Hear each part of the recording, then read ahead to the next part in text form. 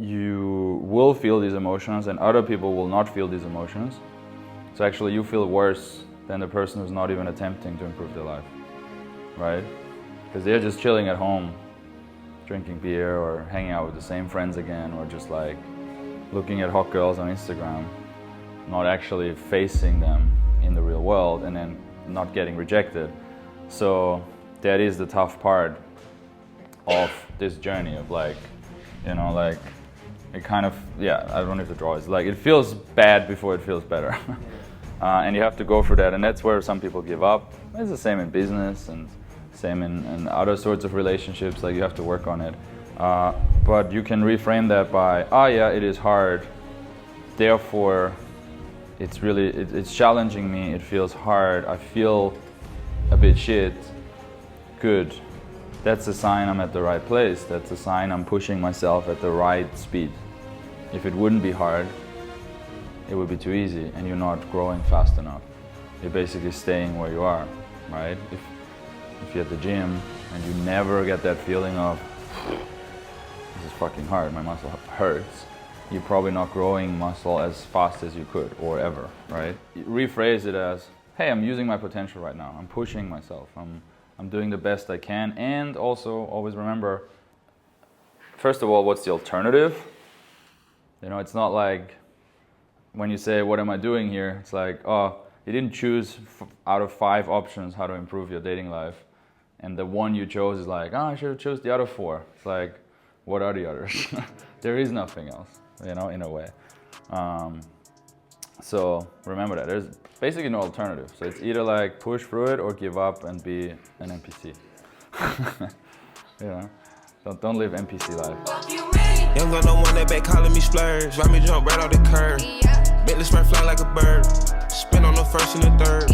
Ask yourself, have you ever actually sat down and plan out your social and dating life for months and years in advance? Same as you would if you start a business, you would create a business plan. Exactly that is what I'm doing in this final episode of the Immersion documentary series with the guys who came to work with me in Bulgaria. We're going through all the different categories that lifestyle design, dating, and all that social stuff includes, and we're checking in with each guy and making a future bulletproof plan. So that might be really inspiring for you and might get you to actually sit down and think, okay, what do I actually want to manifest in my social life?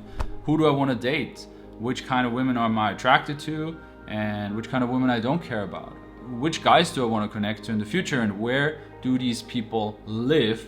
And therefore, maybe where do I have to locate myself to? Or which social scenes do I have to enter more in the city that I'm already living in? So if you enjoyed the series, like the video. And if you want to stay up to date with future live workshops, which I'm realistically only going to do maximum once per year, you can click below and join my journal. I won't send you any spam, but you can just keep up to date with what's happening. So without further ado, please enjoy the final episode. Social freedom. Who feels way more socially free now than they did 5 days ago? Lachlan, not? He's making a crypto offer. Amazing, right? It's like, and that's the beauty of social freedom drills, social freedom exercises, is like we don't have to do them every week. We kind of just prove to ourselves once, hey, people don't give a fuck. Hey, girls really like me. Hey, I can do this. And then you can remember that kind of for the rest of your life. Obviously, there's waves. So are you guys worried maybe that you come back to your city and you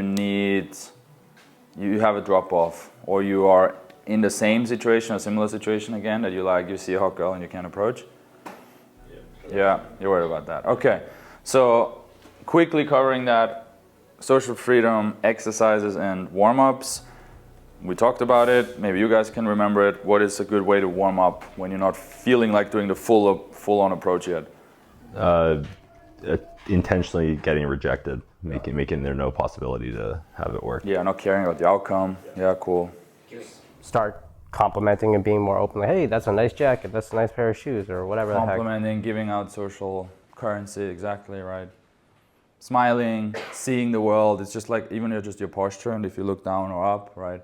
Saying hi, smiling, giving out vibes, feeling immersed, or just sitting down and collecting awareness, or like embracing awareness of like, what is she wearing? What's going on here? I wonder what her story is. Making up things for people that you're actually not even going to talk to, just to get you in the mood of thinking about others. Cool. That's one way. Second one is wingman. Because obviously it's been fun this week, because whenever we did an approach, even when you were alone, it was kind of the vibe of the workshop.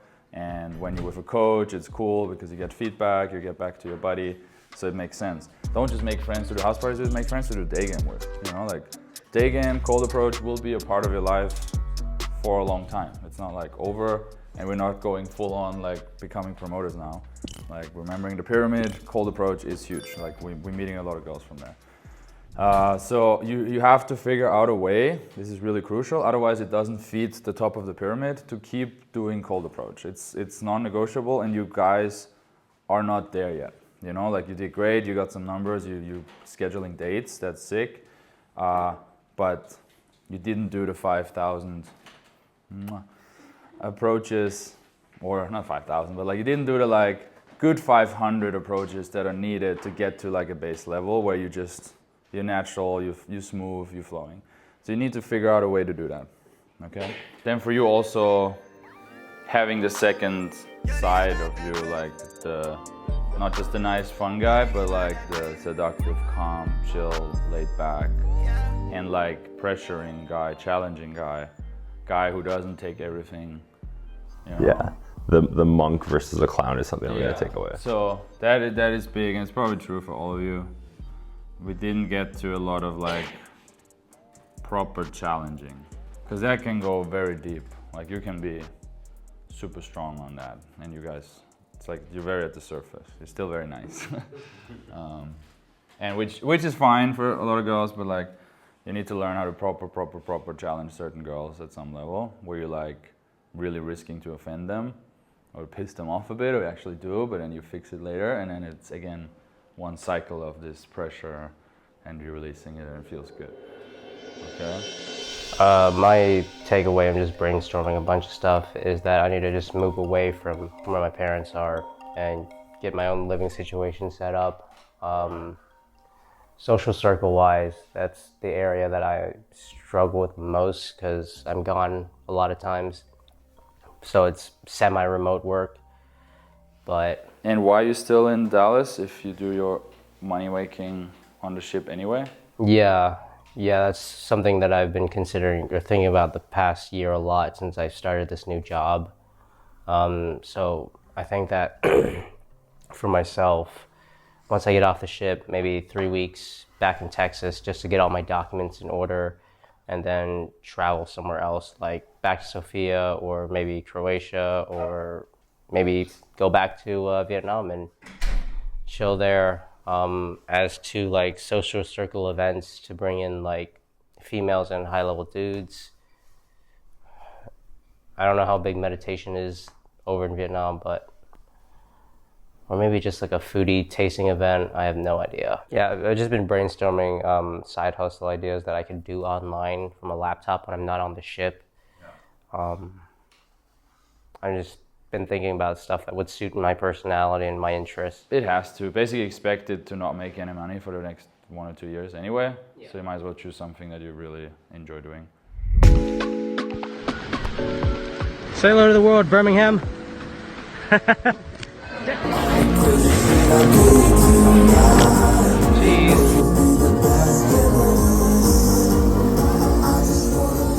Hi, my name is Dang. I'm just here in my room in Saigon. It's a little small thing right now, but I'll be going to Da Nang in a few days, and it's been really nice being here right now. I'm just relaxing and super impressed with the country so far. I just got back from a date yesterday, and really cool vibes, and just felt more comfortable in my skin.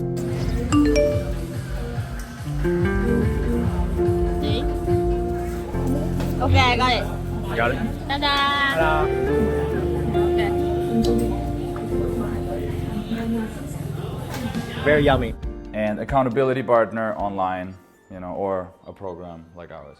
Then style, we did a good job there, I think. You upgraded everyone, and that's kind of it. Like, if you now want to go deeper into accessories, sure, buy a ring or buy like a bracelet that means something to you, or get tattoos if you want to, and that's pretty much it. You know, there's no more, like all of you are at that already, like at an 8 out of 10 now. Like it won't make a huge difference anymore in how girls perceive you. Just keep dressing sort of well, and that's it, right? So for social circle right now, I moved to Zurich not knowing anybody, and I had COVID as a blocker. So I feel like I've gotten good at building relationships. I have probably a network of 40 people in Zurich that I would call friends. I want to build in more women into my network and more kind of higher level guys. So just in short, I'm gonna run an event when I get back, like the day I get back to Zurich, of like just a connector event, like 50% guys, 50% girls, just having people meet each other. The biggest pro that I had coming here was that, or the positive that I had coming here, was the fact that when I came here, I had not really approached anybody for probably 6 months, maybe a year, because I was stuck in that social freedom layer. And in knocking that off and being more comfortable and changing my inner beliefs about social freedom and the inner side of it, I guess, it allowed the domino to fall and everything else to come with it afterwards. So that was the first thing, is just being able to approach and being able to speak with people on the street and not see it as weird or as a thing. And then negatives in the cold approach side of things, I still am finding it hard to stay in and push past that uncomfortability to show my personality and get to know theirs. Staying in the interaction long enough. Longer, yeah. Yeah, okay. And not just trying to eject myself or... So like dealing with the pressure. Yeah, dealing with the pressure or stuff like that. I guess like the specifics of setting up an event like a house party and stuff, should we just think through mentally the stuff you guys had, like colored lights, drinks, food, music, a patio, like basically like Twister, a couple games. I guess like when I start to plan events, just thinking through like the optimal way to do this stuff. Yeah, there's different levels of that. So okay, let's cover like the visual. Lights, yes. How does it smell? Yeah. How is the music? How loud is the music? What type of music? And it's like, is there somebody in charge that the music keeps going? Like the worst of a party is if like nobody's in charge, and then one person plays 2 songs because they feel like it, and then they go to the toilet and their Bluetooth disconnects from the speaker, and then nobody takes initiative for like 8 minutes, and then there's just silence, and then one person goes like, where is this music? And then, okay, I'll connect my phone, and then they play 2 songs, but a totally different genre. And they don't have Spotify with that. Yeah, and then it's like, Spotify, blah, blah, blah. And then they pump it up to 100 because it's their favorite song, and everybody else gets kind of annoyed.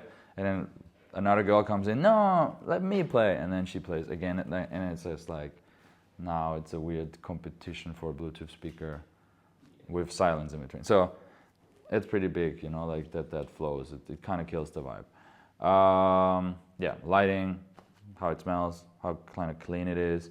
And that's the first level. Then obviously beverages and snacks, like it is a flex if you know you have the drinks lined up and it's not that expensive.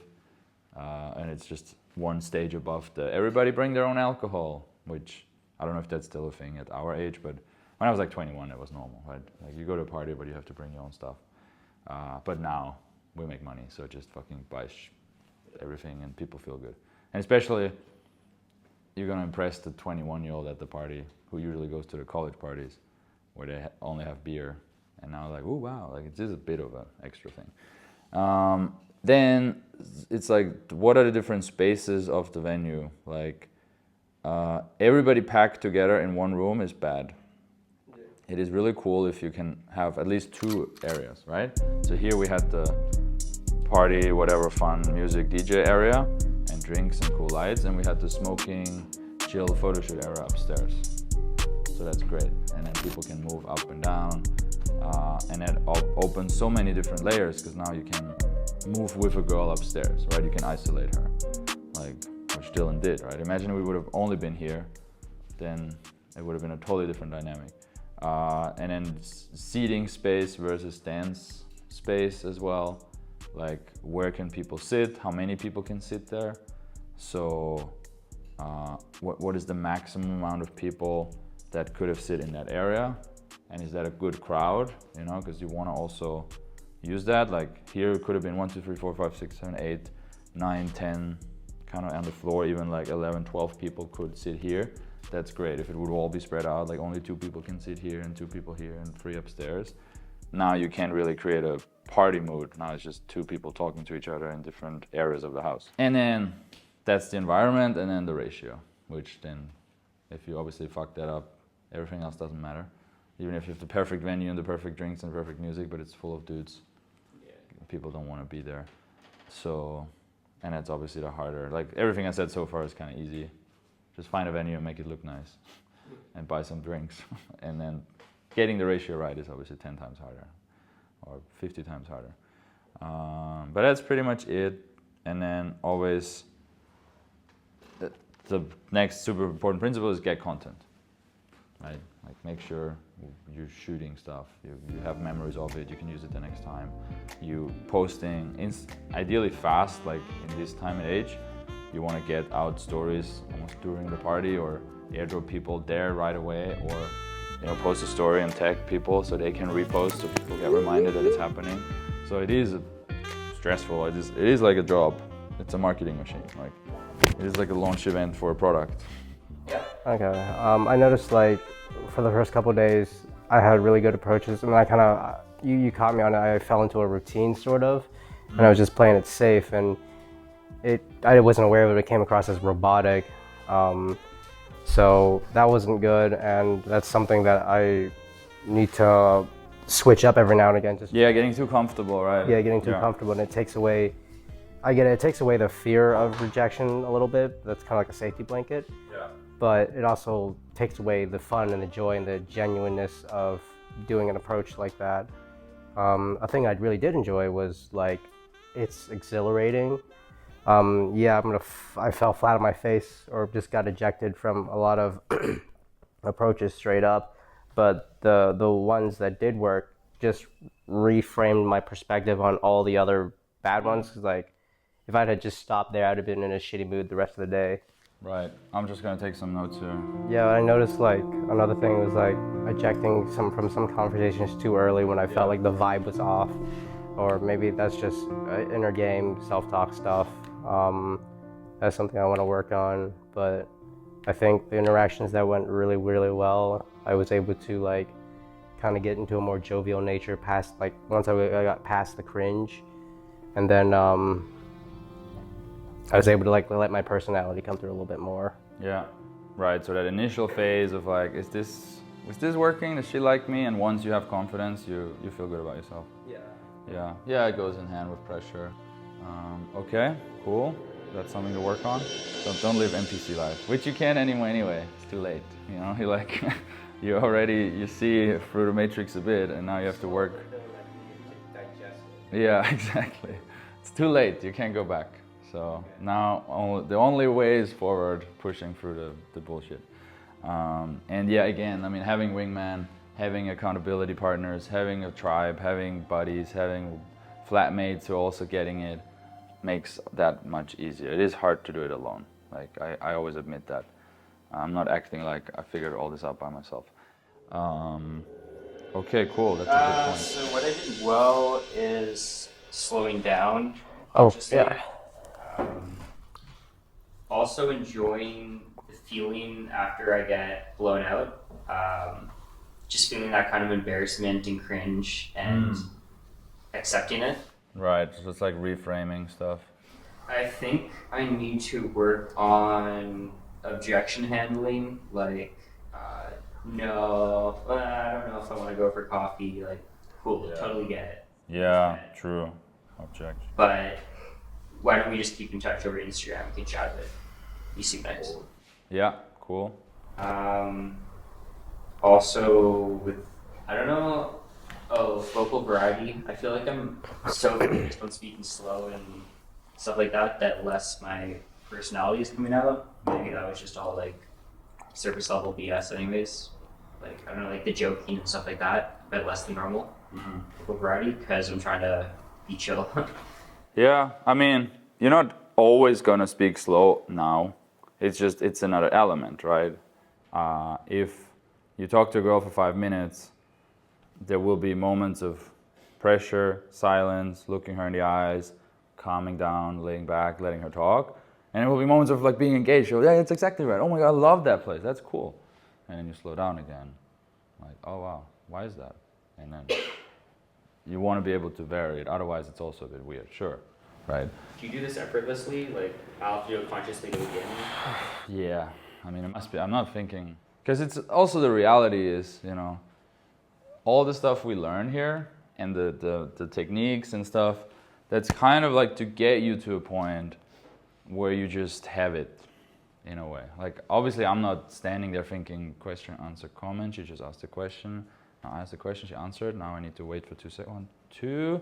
Now I need to comment. Like, I did that at some point. You know, that's kind of like the training wheels, and then you adopt it eventually. I'm not thinking at all, and I'm also not that great conversationalist in field. I'm not trying to, I mean, sometimes go super deep, or when I'm filming, it's kind of this extra pressure of the cameras, and I'm just trying to get the shot and not getting, you know, caught. Is it recording? I don't know. I'm so nervous how you guys look now behind me. Hi. Hello. Bruh. Have a good day. Bye. I was just imagining you guys behind. There's no way. I know. I had 2 guys in Bulgaria. He's just a landscape photographer. Just catching the birds. And they were like just standing like this on the street, like in front of me. I'm like, bro, like a little more subtle, please. I'm not doing all of this all the time, but I have it, and mainly I have the core confidence that we talked about a little bit in certain moments that they just like it. You know, I told you guys yesterday, like I talked to those 2 girls, and I just like stopped them. He was like behind me. I just said hi, and instantly they just light up. And it was like super fashionable girls, you know, like traveling everywhere, like big sunglasses on, but like they were soft. And I was like, and the first thing I said wasn't like, "Hey, I saw you guys." It was just like, "Why are you guys smiling?" You know, and what does that say? What is me saying hi, and then smiling, and they smile, and I was like, "Why are you guys smiling? What does it say about me?" You know, I'm throwing all of this out the window now. Like, I'm not giving a compliment, I'm not pre-framing, I'm not introducing myself. I'm just like asking a weird question to strangers, but it shows I got this. Like, whatever it's gonna be, I can handle it. So you want to get to that at some point, and yes, so I'm intuitive. Long story short. Yeah, you need a couple hundred, 1,000 to get there, and keeping the joy in it. You know, it's fun for me. It's exciting. Like meeting 2 strangers, like seeing what happens, and then also not being attached to the outcome. If I ever see them again or not, kind of makes it fun. Another thing that I learned, just jumping back, was how important social media was. Yeah. Just a complete blind spot for me. So. Yes. Huge, huge. Cool. So everybody knows a little bit in terms of cold approach what to work on. Okay.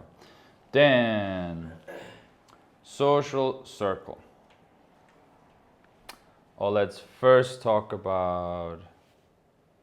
No, let's first talk about social circle. It's fine. Okay. Then kind of same setup. Or let's talk about your specific situation and what you need to do, let's say over the next 1 to 3 months, to improve your social circle in the place where you live. So what steps can you make? Who could you reach out to? What could you organize? Who could you call? What classes could you sign up for? What areas of town should you spend more time in? What of your skills or networking resources could you use? Tell me, what are you gonna do? Imagine you have a cool living room, and people, like, there's like, imagine I had like the screen here, a TV, the PlayStation, and there's 2 people singing here right now, and there's also people chilling here, and it's like a house party and karaoke, and there's the lighting is good, and you have control over the environment completely, and there's hot girls, and it's not that bar. Then it's like, it's a house party where you also install the karaoke game. That's how I would think about it, you know. And then whoever wants to sing can sing, and whoever not, that takes out the pressure of, we're going karaoke, and if you, and then people who are like, you know, people are shy, and they maybe are insecure about their voice or whatever, and then they say no, but this way, like, hey, come, and then you also have that there. Okay. Now, all you guys are in your 20s, basically, right? Yeah. Or early 30s, whatever. And it's like, eventually you're gonna be sick of traveling, and you wanna maybe live alone or with a wife and have children, and you're really happy in one city forever, and you do like a little holidays every 6 months with your partner, and that's gonna be then till the rest of your life.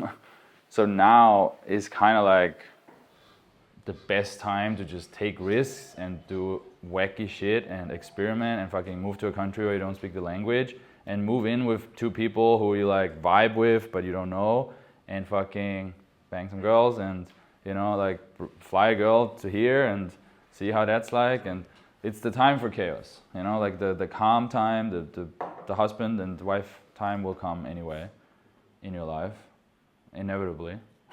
So might as well, you know, push it a bit now, be a bit creative, and open these mental borders. We can say goodbye. Yeah.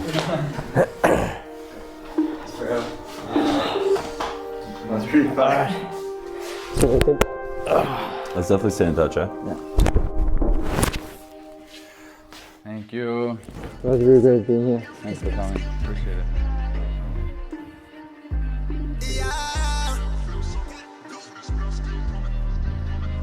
Wave. All right. The vibe is on something mystical.